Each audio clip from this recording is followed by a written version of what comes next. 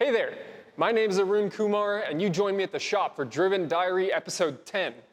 This week, I go to SEMA, we have some financial pains at the shop, and I have a very, very interesting Sunday today, November 5th, where I pick this thing up, and maybe its brother too. Let's see how it goes. So, a pro tip for when you're not busy enough in the shop, put some of your own cars in there. And I happen to own a lot of Camrys, so that's what we did on Monday morning. Hello.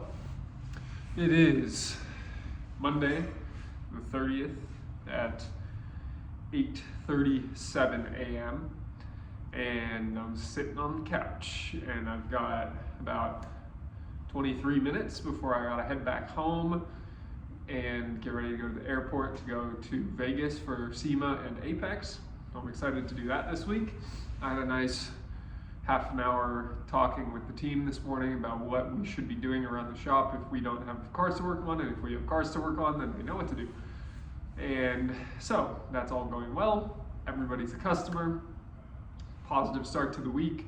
We had the roofers in here this morning to clean up after what you saw at the end of the last week's Driven Diary episode. And time to get on with the week.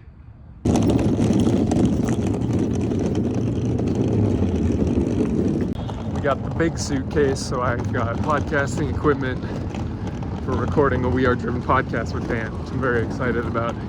Good meeting with the team. Went home, got my suitcase. Time to go to SEMA.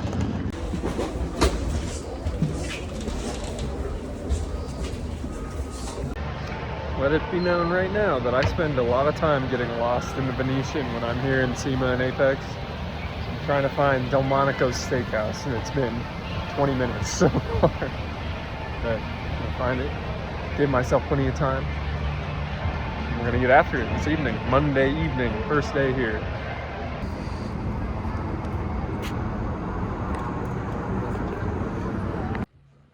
Well, I'm feeling far from bulletproof this morning as far as my normal morning routine goes.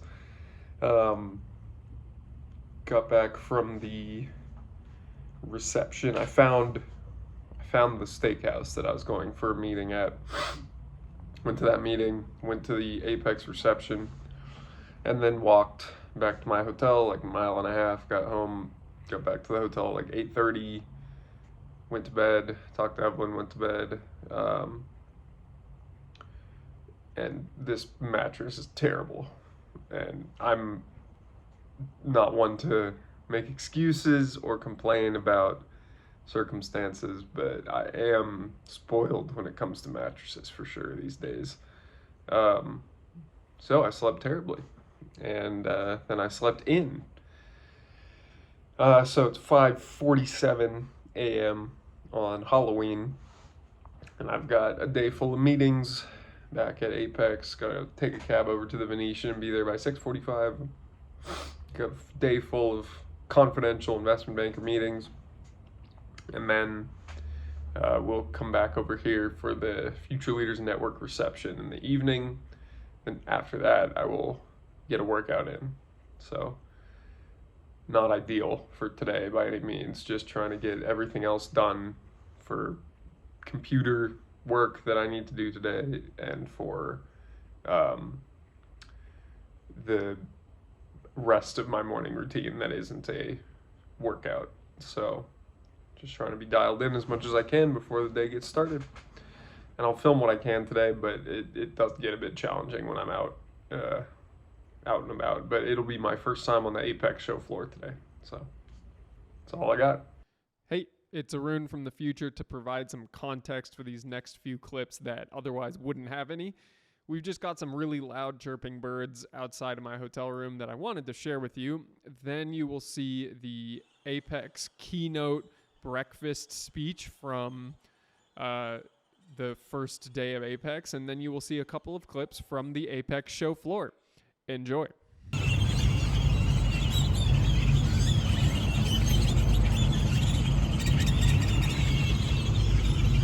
Always led through its innovation. The conversation Like I said, this was my first time at Apex, and one of the things I was really impressed by was just how much international presence there was. Also, just tons of recognizable brands that I already use at Driven Auto Care. This is short. There we go. Now we're getting tall. This is insane. I come up to the bumper. Yeah, I don't know how somebody's getting in that, but what the shit, man. Good to be back at SEMA. Okay, welcome back to the OG classic reflections on the walk video. And I am walking right now in the SEMA Show. In the SEMA entrance to the show, the open area part. And right now I'm just here for my workout. And there's a bunch of people around, so I had to cut the video. Yeah, yesterday was a productive day for my other business, Shorts Advisors, and the investment banking work that we do. Tons of meetings, I'm getting distracted by all these cars. It's good stuff out here. Tons of client meetings, tons of prospect meetings, more of it today, tons of interaction with people, which is just awesome. I feel stimulated, I feel growing, and I love it. Meanwhile, back on the home front, things are not going so well. And changes are going to be made this week at the shop to improve the way we do things. So there's trying to stay in a holding pattern and not blow anything up before Friday when I get back. But Friday we're making changes, so I'll be able to talk more about those after they are made.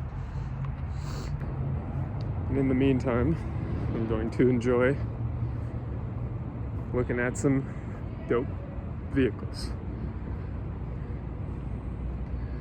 Show's feeling as big as ever. I love it. Alright, I've got this screen thingamabob. Definitely doesn't like this table. So it's 9/24, November 1st, and Dan and I are trying to record a podcast, and so far we've broken one cable, and now the table is being uncooperative with Dan's the table's just eating mic the stand. The mic stand. But we're gonna get this done. This is the first time we've done an in-person podcast, so there is going to be a learning curve, and Alright. we'll figure it out. The trick is don't be far away. Just deal with it being close. So that's just what we're gonna do. And then we're gonna hope there's no echo between the mics. Yep. So Yep. we'll see. I guess this is probably what the mixing equipment is for. Maybe. Probably. Whatever. All right. Whatever. We're gonna try it. Yeah. This is one of our only shots. Let's roll. So, some comments on the SEMA Show. 160,000 attendees. That's the most since I started going back in 2021. But there was a lot of international suitcasing, which is unfortunate. But it sounds like overall the show has become more of a trade show again and isn't filled with so many just plain old attendees. As always, we got to see some really cool stuff with the Optima Streetcar Challenge out here and a lot of Teslas, but fortunately, I'm happy to say that a twin turbocharged C8, this one actually pulling up right in front of you here, was able to compete with the Teslas out there. So I was happy to see that.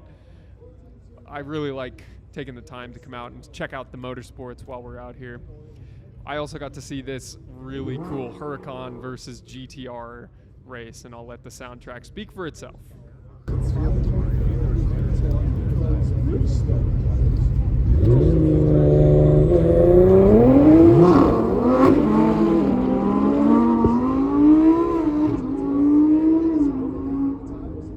Before you get too confused, this is a time attack event, so it doesn't matter that they left a line at different times. but it's basically you go down, you make a U-turn, you come back, and you stop in the box. So pretty typical autocross event. It is 10:53 p.m. November 1st, and I have had a busy day. So recorded a podcast this morning, the Gearbox podcast with Jimmy Purdy, and he's a fellow Californian. So I'm excited to get to know him better, but it was good to talk shop for about an hour this morning, and then I came back to the room, recorded a podcast with Dan, as you saw, and then I went and walked the SEMA Show floor for 6 hours, and that was exhausting. And it was a lot of impromptu conversations, but also just a lot of like theorizing and researching different companies, seeing where there might be opportunities for mergers and acquisitions to create synergies, what existing platform companies are looking good for new little portfolio companies that we might be able to represent. So just a lot of brainstorming, really, and building relationships. And I'm technically supposed to be trying to sell, but it definitely just feels more like research, and that's okay, because in the long run it does mean projects, and that's what we want. That's why I'm here. And then took a break for a while, and then just got back from dinner with the Changing the Industry podcast crew, and that was a lot of fun. It was about, I don't know, 50 of us. Filled an Italian restaurant up. First time going to Caesar's Palace, and there's something about Vegas. There really is. Like the grandeur of the hotels from the outside, especially. They're really works of art, and they're very, very well meticulously engineered experiences. And for the most part, I don't like it. I don't like the consumerism. I don't like the gambling. I don't like the drugs. I don't like the alcohol. I don't like the sexualization. But at the end of the day, the general entertainment is impressive. It really is. Yeah, so I'm gonna go to sleep. I haven't been up this late in a long time, but I figured I should catch you people up on how the week's going. So in here it's different from how I'm feeling right now for most of the day. So I think that makes sense. Basically, I felt like an imposter. Had a panic moment about the shop, and it was actually kind of a hard day mentally, but ended on a good note. So that's why I'm kind of looking back on it now positively. But being able to share notes with other shop owners is always helpful. So that is all I got for today, and we'll see you on Thursday the 2nd. Good evening from the Passat, 9:25 p.m. Friday. No, I keep thinking it's Friday, but it's Thursday, November 2nd. And I just got home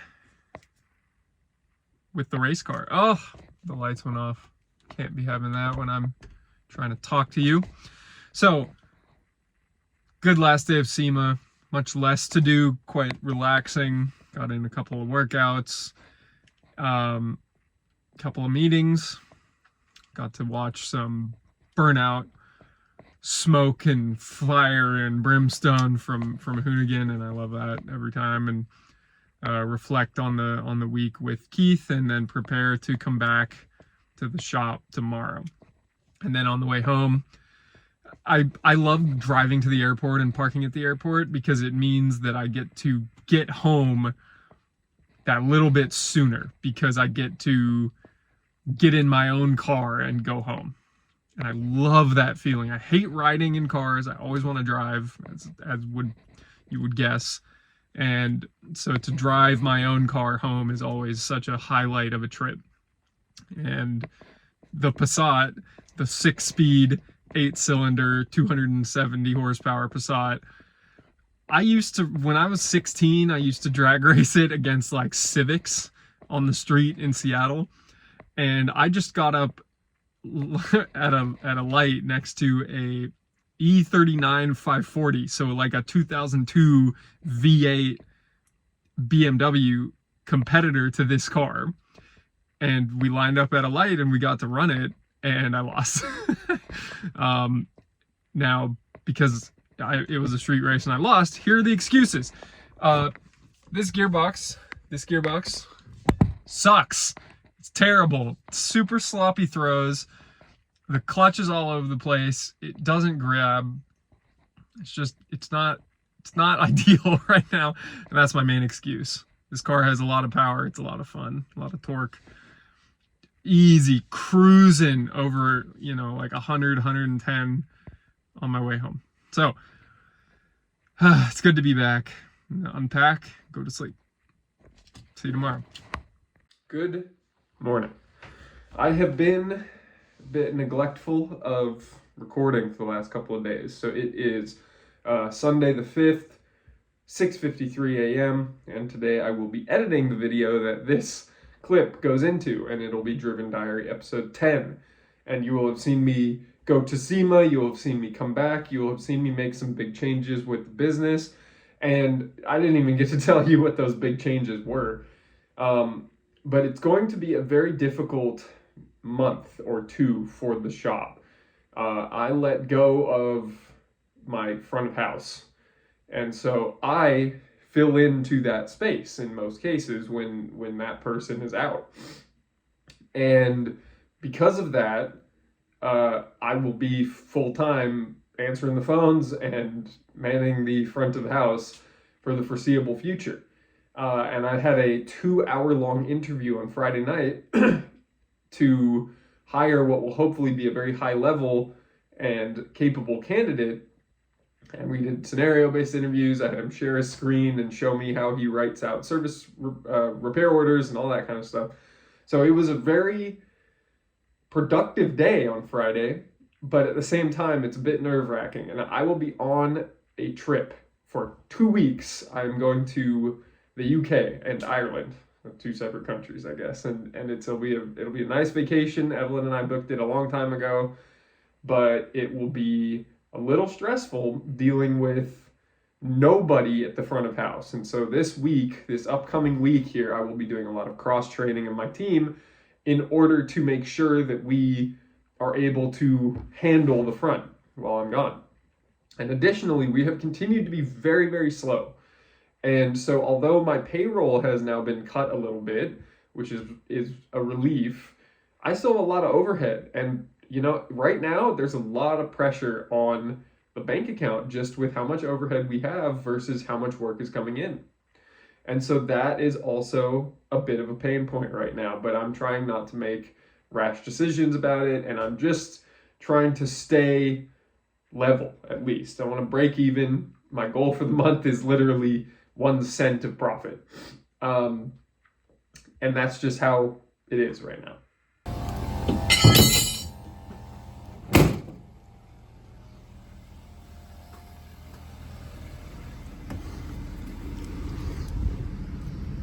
Uh-oh.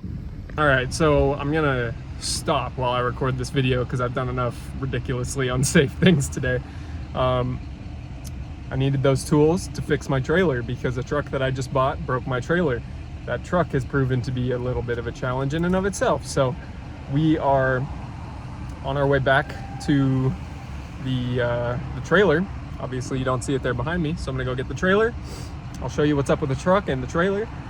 We'll try to fix this problem, get that truck to the shop. Okay, so I just bought a beautiful truck up in Hayward, and I'm now at my house. So let me get you caught up. Here she is, 2002 Dodge Ram 1500. It is an SLT with the 4.7 Hemi, and something is wrong with the cam position sensor. And as you can see here, it is slightly not on the trailer. So obviously something wrong with cam position sensor. It doesn't run. So we tried to push it up onto the trailer with another truck. And if you can see this thing, a little crushed, a little wavy, a little bit of a giant dent right there. And if we look on the truck, there's a giant dent right there. Now, what do you think caused that? Well, maybe it's because we missed when we pushed it onto the trailer. So I have a couple of photos that I'll try to remember to put in right here.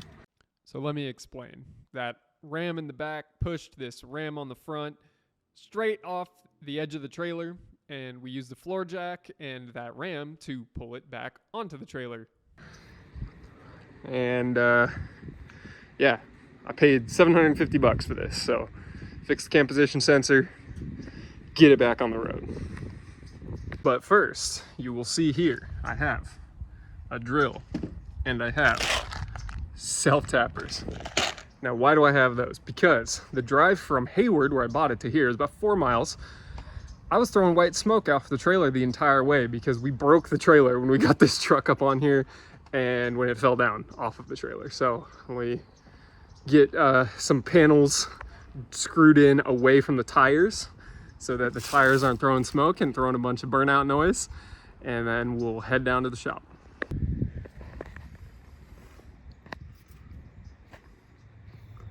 Thanks.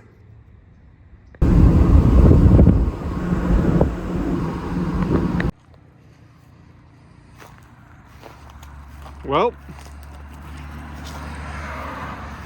we've made it this far.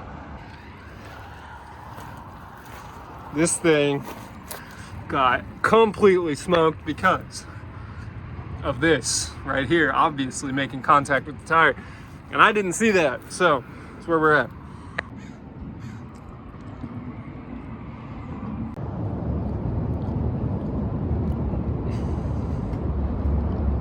Here's the plan.